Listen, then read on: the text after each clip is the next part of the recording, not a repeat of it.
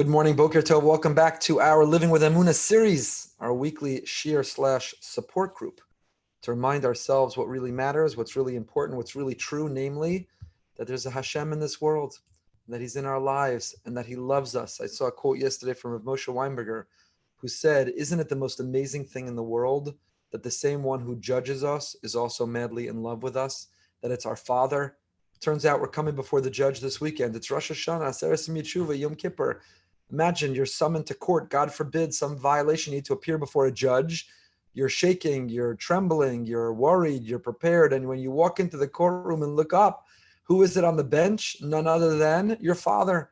Now, obviously, in a human court, that would never go. He'd have to recuse himself. There's an inherent bias. And yet, in our case, we come before the judge, and we should have that mentality. We should have that imagery. We should be trying to grow in that way. But we look up, and who is it standing on the bench? It's none other than Avinu Shebashamayim, our Tata in Himmel. It's none other than our Father in heaven. It's none other than Hashem. And so what an amazing feeling. That's what we get together to reinforce and to remind and to grow. I want to thank our amazing friends, Avi and Bella Morgan, who sponsored the Emunah series this year in memory of Rabbi Dr. Brian Galbet, Baruch Tzvi ben Ruvain Nassan, and as well as in memory of Bella's mother, Dr. Ellen Shanzer. Thank you so much for the generosity and the sponsorship. Today's particular shir is also sponsored by Heidi Fuchs, in commemoration of the yahrzeit of her beloved father, Al Amzel. Heidi Fuchs, when I grew up, she lived around the corner from me. I babysat for her children. That was my childhood spending money. And more significantly, today's shir is in memory of her father, Al Amzel.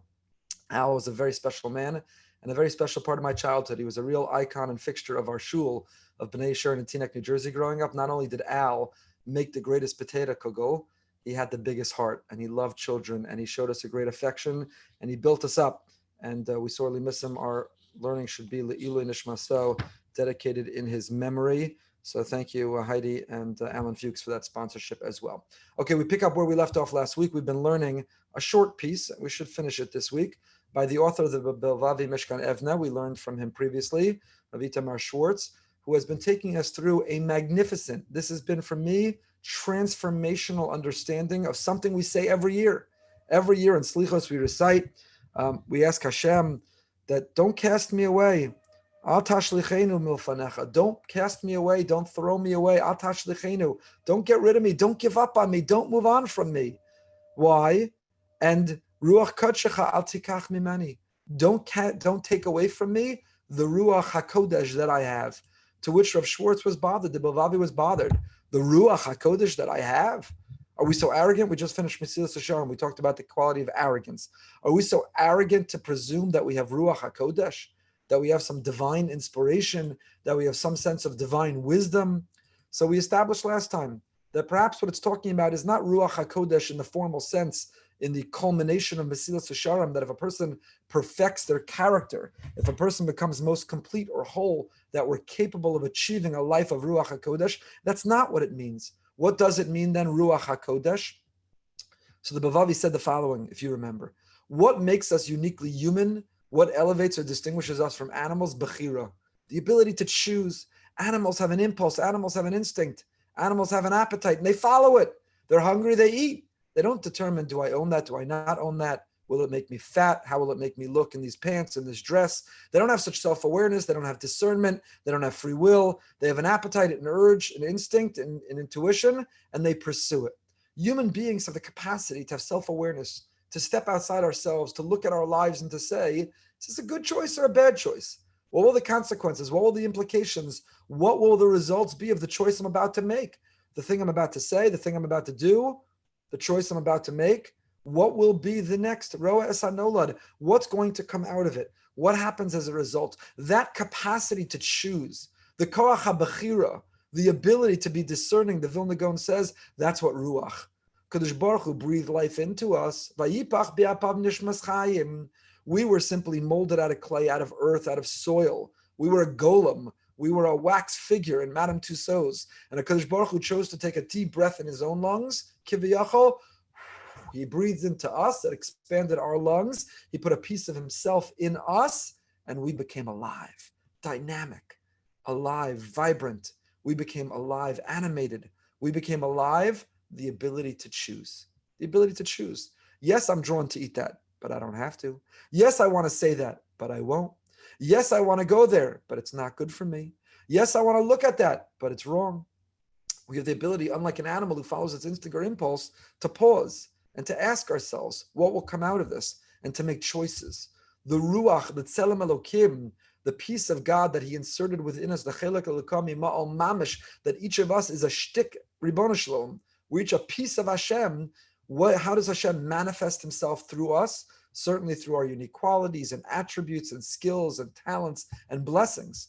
But most of all, He exhibits or manifests Himself through us in our ability to have bechira, to choose. That's what Rosh Hashanah, Aseret Tshuva, Yom Kippur, that's what this time of year is all about. Look in the mirror and evaluate the choices that you're making. Forget the past. It's not about being judged for the past year. Right now, when we walk in on Rosh Hashanah, Hashem's going to look at us right now and say, based on right now, what choices are you making? How are you self-defining? Who are you and where are you going? And what is your destiny? And what is your identity? And what are your priorities? And what are your values? And what are your ideals? What are the choices you're making? Because I gave you the power to choose. Don't forfeit. Don't concede. Don't pretend. Don't point a finger. I would be different if only. No, don't blame your spouse, your children, your Rebbe, your teacher, your DNA, your genetics, your neighbor. Don't blame everyone around you. Look in that mirror and say, I have a ruach. I have a tzelem elokim. You breathe life into me. You gave me the power to choose. Now, that doesn't mean we don't need help. Sometimes or often we need help when we choose, and we're allowed to turn to others for help. But we still have to show that. We still have to exhibit that when we ask for that help. There's a great story of a boy walking with his father through the forest, and they come across a log, and the log is incredibly heavy. And the boy turns to his father and he says, do you think I can move the log? Can I lift the log? And the father says, if you use all your strength, I think you can. So the boy tries to move the log and it won't move. It's so heavy. It's so embedded. He can't. He turns to his father. He said, I thought you said I can move it. He said, I told you, if you use all your strength, I think you can. So the boy bends down again. He tries to move it. He tries to lift it and it won't move. It won't budge. He's not strong enough. He says to his father, I thought you told me if I use all my strength, I can. His father said, yes, if you use all your strength, you can. He tries a third time and it doesn't move. He turns to his father, incredulous, and he says, I thought you said I can move it. And his father says, I told you, if you use all your strength, you could, but you didn't use all your strength. You didn't ask me for help. Using our strength is asking others for help. It's not a sign of weakness to need help. It's a sign of strength to be able to ask others for help.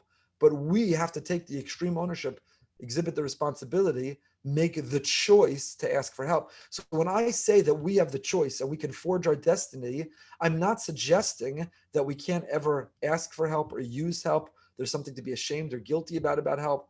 The stronger you are, the more help that you ask for. It's not weakness, it's strength. But we have to be the ones to do it. So, v'ruach kadshecha, so far I'm just reviewing what we said last week. V'ruach kadshecha, said Rav Schwartz, the Bilvavi, what does it mean, ruach kadshecha al tikach mimeni?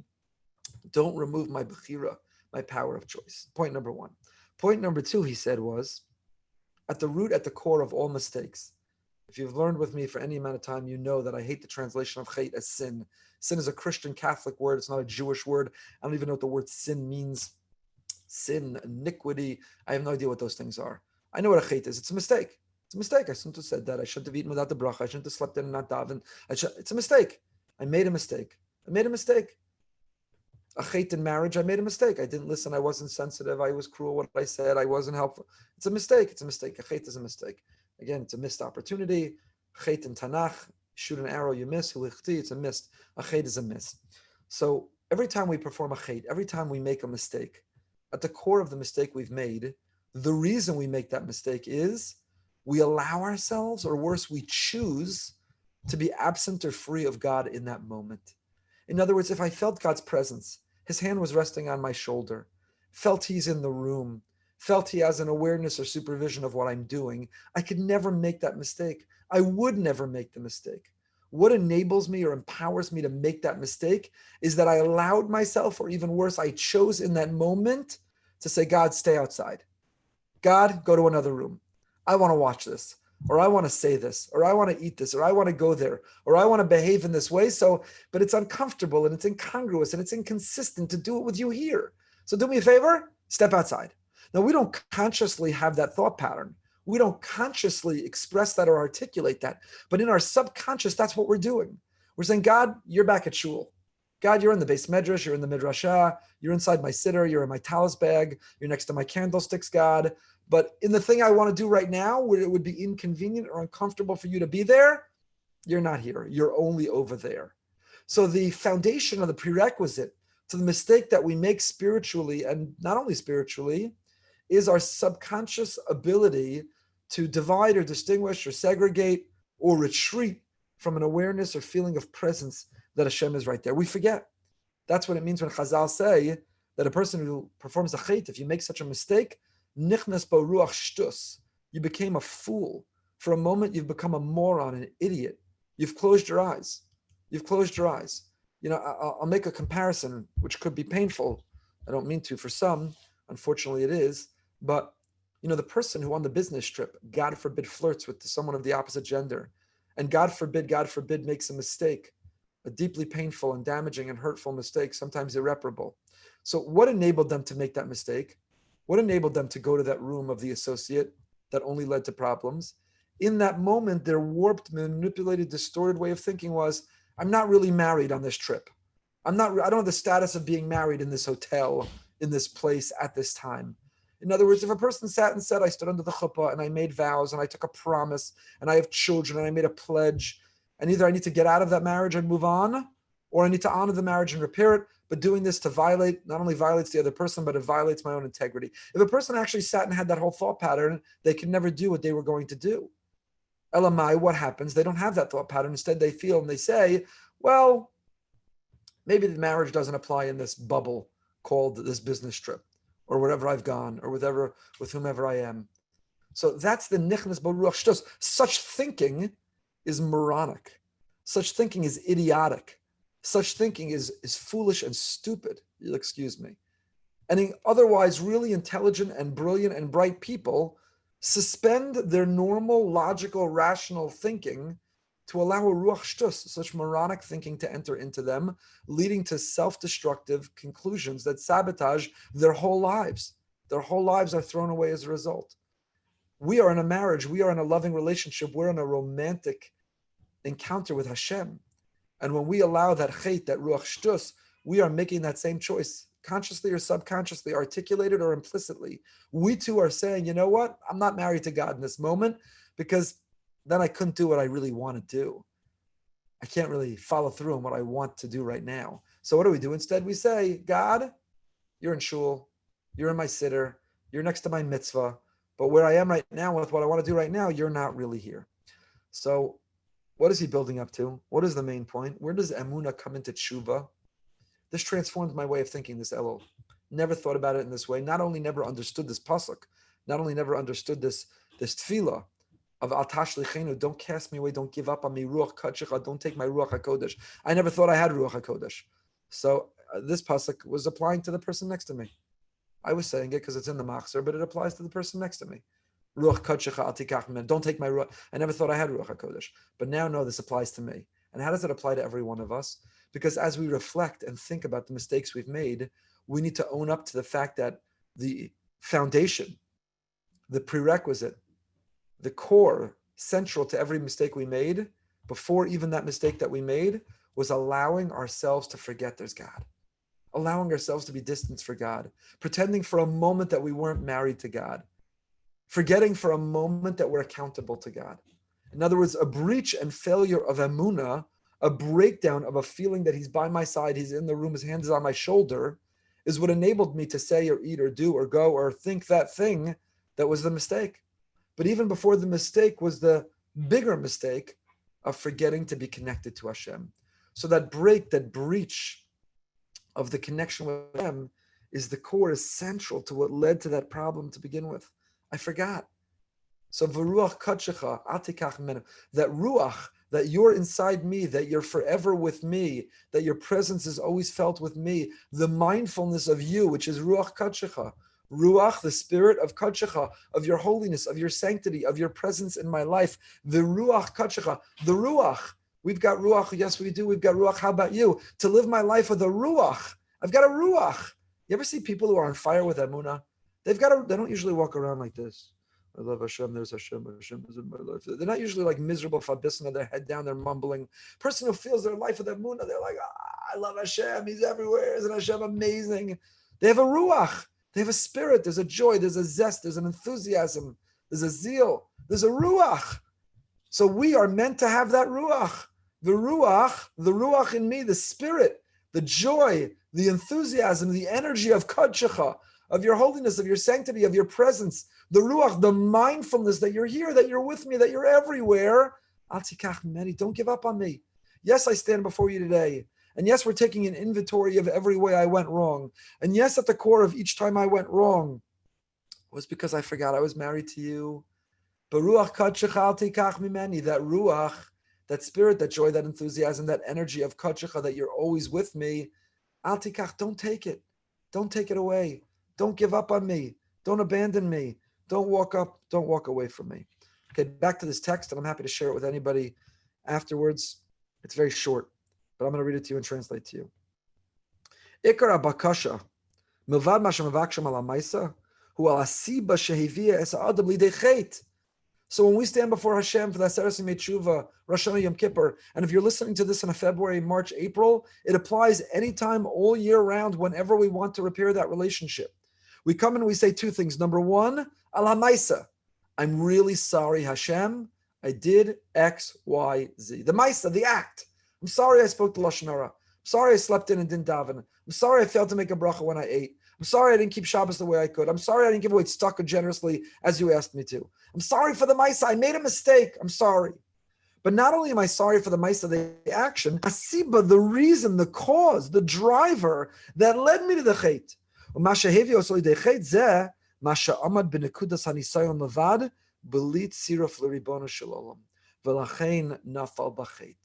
do you know where I went wrong? Do you know what led to this maisa, to this act?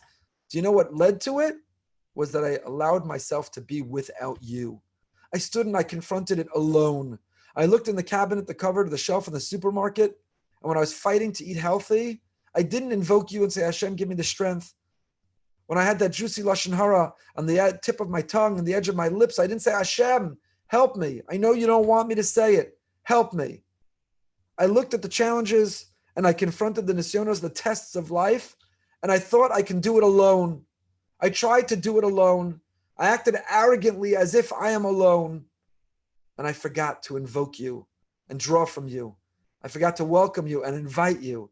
So not only am I asking forgiveness, mechila, for the maisa, there's the particular act of where I went wrong, but also there's the siba, the driver, the reason. The reason ultimately I violated that act, that indiscretion, and I was wrong, is because I allowed myself to forget about you. You weren't there in that moment. Again, if you come back to my metaphor, maybe it's not exact. I just thought about it now. So in other words, yes, says the husband, could be the wife, I allowed myself to flirt at the bar inappropriately on the business trip. But you know why I spoke inappropriately and flirted? Because I didn't picture you. I forgot I'm in love with you. I didn't have your picture as the home screen on my phone. I didn't carry your picture in my wallet. I wasn't texting you once an hour to check in and see how you're doing. What drove, what enabled, what allowed that mistake of the act for which I need forgiveness is the fact that I forgot about you. I forgot about you. It's a totally different way of thinking. אם אדם יבקש מחילה על עבירות של שנה שעברה, אבל הוא מתכונן להמשיך להתמודד בניסיונות עם אותו צורה שהוא התמודד בניסיונות הקודמים שם הוא נפל, הרי שחסר בכל עיקר בקשה מחילה. Says Rav Schwartz, says the Bilvavi. So if you stand before Hashem and you say, forgive me for this, forgive me for that, forgive me for the other thing, but you never included, forgive me for forgetting about you, forgive me for the fact that at times in my relationship, I went at it alone. I forgot to invoke you, draw from you, talk to you, listen to you, spend time with you, remember you. Then you've never really asked for forgiveness. You've never really asked for forgiveness. If you come back and you say, yes, I flirted with her, it was a mistake, I'm so sorry for the mistake. But you don't say, you know what I'm really sorry for? I'm sorry that we're not more connected and there isn't more romance and I didn't make a gesture and I didn't check in and I didn't respond to your bid for connection and that I'm not thinking about you all the time and that our marriage is not part of my very core identity. Then what was the sincerity of the I'm sorry about the particular act of being flirtatious? Haderech tzricha lishtanos. We've got to change radically in our way. Limtzo derech acheres shemikocha yismoded b'nisyonos shemikano lahaba. So to walk out of a meaningful Rosh Hashanah and Aseret Yom Tshuva, Yom Kippur, is not just to promise and pledge not to repeat the act, but it's to work on improving what enabled or allowed that act to begin with. In other words, if you come out of Rosh Hashanah Yom Kippur and you're not stronger in your Emunah, Bitachon, and Dveikus, then you didn't have Rosh Hashanah and Yom Kippur. If you just clapped all the al-chetz and you turned the pages of the Machzor and you sang, depending what minyan you're going to, you sang the Miyachyael Miyar Musa V'chol Ma'minim or Hayom Hayom Hayom, but you never actually paused and said, Hashem, I need to evaluate my relationship with you. If your whole attitude to this time of the year is, let me think about where I went wrong, let me apologize, let me wipe the slate clean, and I'll try again. But nowhere in that conversation did you say, and how am I doing with you? Hashem, do I talk to you? Do I spend time with you? Do I feel your presence in my life? Am I calm and confident that you've got it all covered? Do I let go and let God? If all you do is clap the achet and all you do is focus on the litany list of what you went wrong, but you never stop and say, underneath it all, where am I? Where am I? One of my favorite therapists to listen to is a woman named Esther Perel, traditional Jew, not observant. She's from Austria, survivor. I think she may be a child, so her parents were survivors. She's become very, very popular, famous. She's a prominent therapist. And she has an amazing podcast called Where Should We Begin, where she lets listen into her therapy sessions on couples who've had a breach in the relationship. And I find as an amateur counselor, I always refer to an expert, I never deal with it alone, but who spends a lot of time trying to help couples. It's very, very helpful to me. It's an amazing podcast. She has a famous TED Talk with millions and millions and millions of hits where she talks about how to recover from infidelity, And it's worth watching. It's a few minutes long. And what she says is every act of infidelity reveals a brokenness to the relationship that could be repaired. And you can either bounce back and having that window into what needs to be repaired, repair it and come back stronger than ever, or it can spiral and compound and disintegrate and represent the end. And if you listen to her podcast, she uses that same attitude in her counseling. And she, of course, never concludes everyone should go out and have an affair so they could learn about their marriage and improve it. Chas v'shalom, God forbid. Of course, she doesn't endorse that, nor do we, or halacha. However, her point is when there's a breach or a brokenness, a violation, you could either focus just on the act of the violation, ask for forgiveness, make up for it, beg, atone, or, dry throat, not corona, or you could address, it's like if you cough today, you have to run out of a room, apologize to the world. When I'm in shul and I have to sneeze, I run out into my office. It's a different world we're living in today. Anyway, talk about the evil eye. So, of course, you shouldn't experiment in order to learn from it. But if, God forbid, it happens, the attitude or approach, the response you can have to it is to learn and grow or to allow it to disintegrate quickly. And that's exactly what the Bilvavi is saying. It's exactly the same theory and thesis. In every violation of Hashem, and that's exactly what a chet is. It's exactly what Rosh Hashanah Yom Kippur we come to say. Hashem, I violated. I made mistakes. I ignored your will. I was not obedient. I wasn't compliant. I hurt you. I hurt myself. So do I just focus on the list? Or is the act of infidelity to God a window into what's wrong in my relationship? Rosh Hashanah Yom Kippur, do I come back? Again, any time of the year. Do I ever sit back and say, I'm not just going to focus on the ABC. I'm not going to go through the al-chetz, the Hashem nu bagad news and say what exact. I'm going to first begin, or I'm going to complement that by asking myself, what is the state of my relationship? What's the state of my relationship with God? Is it better this year than it was last year? Or is it worse? Do I feel closer? Do I feel more distant? What is the state of my relationship to him? Because if I don't address that, if I don't mismodate, if I'm not addressing, evaluating, measuring, if I'm not asking myself, what is the state of my relationship? Do I feel his love and do I love him back? Do we spend time? Do I talk to him? Do I hear him talking to me? Do I feel his presence? Do I let go and let God? If I don't stop and ask what's the state of my relationship, then I haven't really done tshuva, even if I've asked forgiveness for the particular things. So again, coming back to our metaphor, so if the injured party says, Thank you for saying you're sorry you flirted with someone else, but can we talk about our marriage? What allowed that to happen? Obviously, you don't feel so in love, so connected, so close. What enabled you to forget that I'm here or forget me or allowed you to hurt me in that way? You say, look, I said I'm sorry. I don't want to talk about those things. What does that have to do with anything? I said I'm sorry for the act of flirting. I won't flirt again. I flirted. It was a mistake. I regret it. I apologize. I won't do it again. Why do we have to talk about that? So that injured party is going to be, why do we have to talk about that? That's everything. If we don't talk about that, what's the value of your sorry? You're sorry for the particular act. You're more likely sorry because you were caught in the act or caught having done the act. If you're really sorry, then you're willing to stop and say, let's talk about the relationship. How can we repair? How can we improve? How can we grow even closer than ever? So in that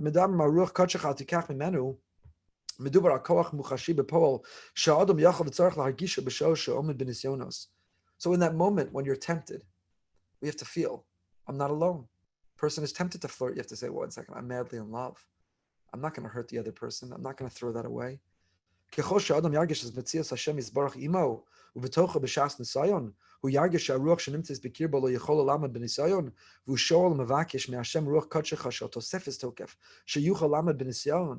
in a moment of nisayon, Hashem, I want to sleep in, I want to not say the bracha, I want to cheat on my taxes, I want to gossip about somebody else, but I want to feel your presence. If you're here, I can't do that. If I know you're in the room, I find the strength and I know I'm accountable. To the degree and directly related and proportional to our awareness and our closeness to Hashem will be our strength and ability to withstand the temptation and not to, in fact, violate his will. And the more we go through life and we're alone, the more we go through life alone, thinking we got it, we can handle it, the more vulnerable, the more fragile, the more likely we are to fall. So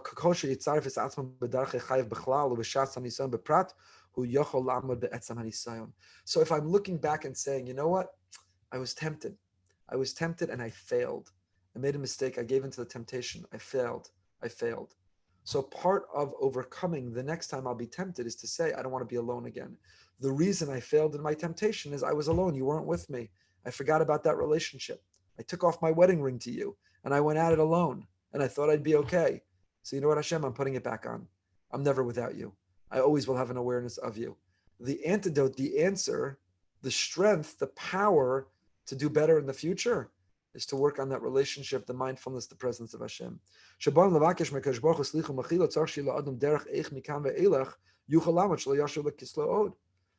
of tshuva is not just about, okay, I was caught. Okay, I'm appearing before the judge. I'm sorry. To know whether it's a sincere I'm sorry is to say, what's your plan? Okay, I appreciate you're saying you're sorry. I appreciate it. I believe you. It's sincere. I believe you have regrets and remorse. I believe you feel bad. I believe you when you say you're sorry. Good. What's your plan for it to not happen again? What's your plan? I don't know. I haven't thought about it. I don't have a plan. Well, then what's the value of your sorry? Because you're going to end up doing it again. If you don't have a plan to make sure it doesn't happen again, then you're not really sorry. This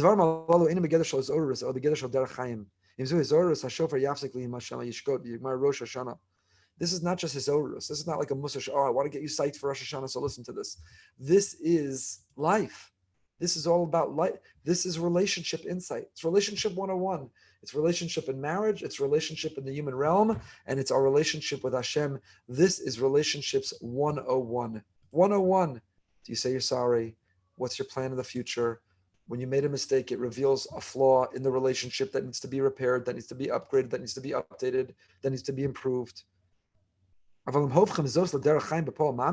you turn this into a way of life, if you focus on Hashem, not about mistakes and apologies, but you turn it into evaluating a relationship and improving it. Hashem is opposite me. He's next to me. He's part of every area of life. And particularly when I'm in a challenging situation, particularly in the moments I'm being tested, that's when I most feel his presence. That's when I most lean on him. That's when I most remember I'm in a romantic relationship with him. Then you have everything. Then you have the tools. Then you have the power. Then you have the strength to overcome anything. And so as we go into this new year, this was the last year of the year. The last year of the year. The good news is the first year of the new year is next week. As we go into the new year, as we finish the last year of this year, to draw that strength, we have it inside us, to reflect on our relationship. Ashamnu bagadnu, achet achet. We're about to enter the period we've started saying slichos. Don't just use this time of year as a list, but think about that relationship. And the next time that you feel challenged and tested, don't go at it alone. You don't have to be at it alone. The more that you have, the easier it is to overcome.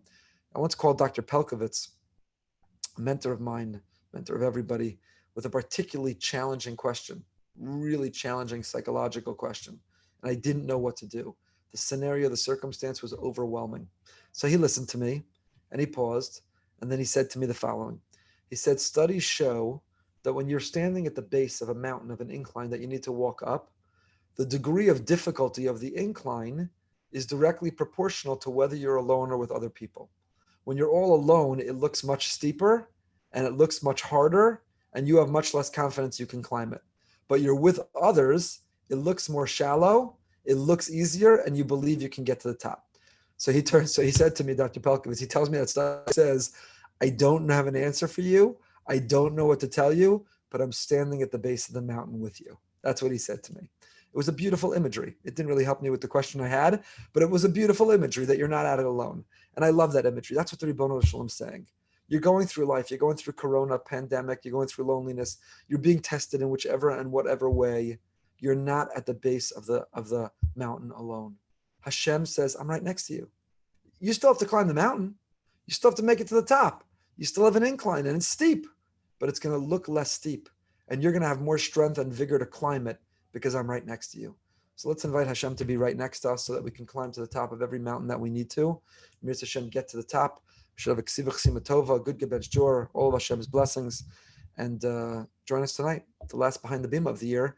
Rabbi Yissi Kamenetsky, Rabbi Yisrael Kamenetsky, the Menahel of DRS, will be our special guest. It's going to be amazing. We're also going to premiere a new video tonight, exclusive showing on Behind the Beam at 9 o'clock tonight. Until then, stay happy, stay healthy, and stay holy.